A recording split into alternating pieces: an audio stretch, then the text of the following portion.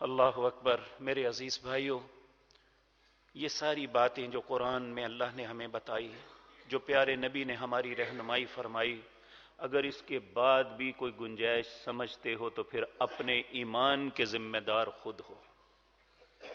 جاؤ جس کے مرضی ساتھ جا کے سیلیبریٹ کر لو، جاؤ ان کے رستے پہ چلے جاؤ۔ من تشبہ بقوم فہو منہ، رسول اللہ کا یہ فرمان ذہن میں سوچ کے قدم اٹھانا۔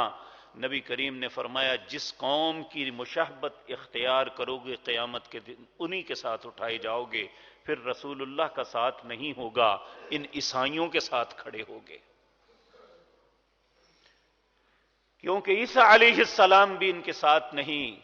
قیامت سے پہلے جب سیدنا عیسیٰ علیہ السلام آئیں گے، پیارے نبی جناب محمد الرسول اللہ نے فرمایا جو صلیب کا عقیدہ بنایا ہوا ہے وہ صلیب کو توڑ دیں گے، جو خنزیر ان کا امتیاز اور نشان ہے وہ خنزیر کو ذبح کر دیں گے۔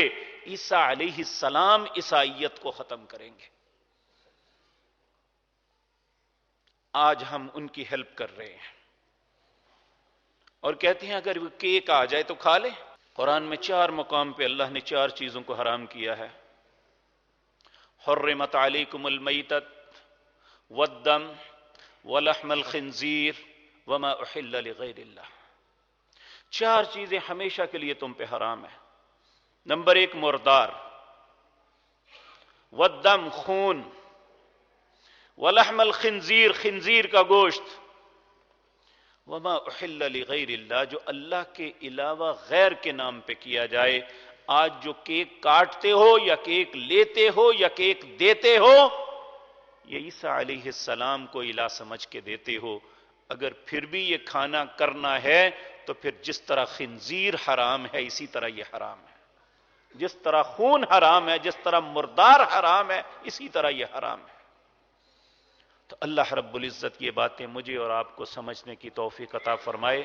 ہم مسلمان ہیں اور اپنے اسلام کا تحفظ کرنا ہماری ذمہ داری ہے، ہمیں اپنے دین سے محبت کرنا ہماری ذمہ داری ہے۔ یہی دین ایسا ہوگا قیامت کے دن اللہ رب العزت کافر بھی اور بے شمار مسلمان بھی اپنے گناہوں کی وجہ سے جہنم میں جائیں گے، تو ایک وقت آئے گا کفار ان کو طعنہ دیں گے، بھائی تمہارے اسلام لانے کا کیا فائدہ کہ تم بھی جہنم میں ہم بھی جہنم میں۔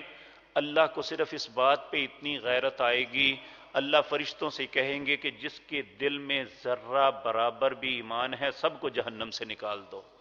ہم جہنم سے نکلیں گے ہی اسلام کی وجہ سے۔ اگر خدا نخواستہ اللہ ہم سب پہ رحم فرمائے، مرنے سے پہلے توبہ کی توفیق دے دے، اگر ہم اپنے گناہوں کی وجہ سے گئے بھی تو اسلام کی وجہ سے ہم جہنم سے نکلیں گے۔